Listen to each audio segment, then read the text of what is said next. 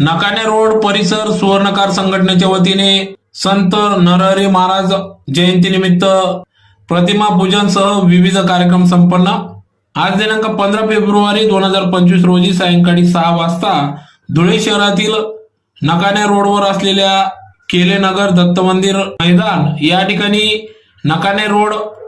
परिसर सुवर्णकार संघटनेच्या वतीने या ठिकाणी श्री संत नरहरी महाराज यांची पुण्यतिथी निमित्त या ठिकाणी कार्यक्रम पार पडला। यावेळेस सुवर्णकार समाजाचे आराध्य दैवत संत श्रेष्ठ श्री नरहरी महाराज यांची पुण्यतिथी समाधी सोहळा या निमित्ताने या ठिकाणी प्रतिमा पूजन कार्यक्रम पार पडला, तर विविध पदाधिकाऱ्यांचा देखील सन्मान सत्कार या ठिकाणी करण्यात आला। तर या कार्यक्रमाप्रसंगी या ठिकाणी माजी महापौर तथा समाजाचे अध्यक्ष बापूसाहेब चंद्रकांतजी सोनार, सेवानिवृत्त अभियंता मनपा, ज्येष्ठ समाजसेवक सुनील तात्या देवरे, ज्येष्ठ समाजसेवक कविवर्य दादासाहेब जगदीशजी देवपूरकर, उपाध्यक्ष सुवर्णकार समाज अण्णासाहेब सुभाषजी गाडणकर, नगरसेवक मनपा धुळेचे देवेंद्र दादा सोनार, चेअरमन आदर्श शिक्षण समूहाचे नानासाहेब विस्पुते, सुवर्णकार संघटना माजी अध्यक्ष अजय शेठ नाशिककर, मनपा नगर सचिव मनोजजी वाघ, ज्येष्ठ समाजसेवक पारसजी देवपूरकर, श्रमिक कारागीर सुवर्णकार संघटना दीपक वारकर, सुवर्णकार संघटनाचे अध्यक्ष नरेशजी घोडके व सर्व विभागदार, सुवर्णकार संघटना व प्रतिष्ठान अध्यक्ष धुळेचे पदाधिकारी यांच्या प्रमुख उपस्थितीत सदर प्रतिमा पूजन कार्यक्रम पार पडला। तर या प्रसंगी या कार्यक्रमाचे आयोजन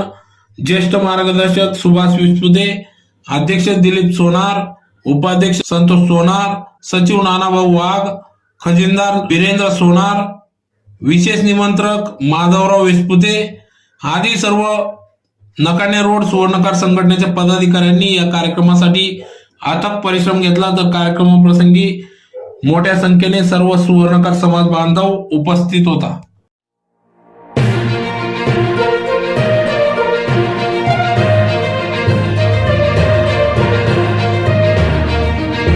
एक वर्षापूर्वी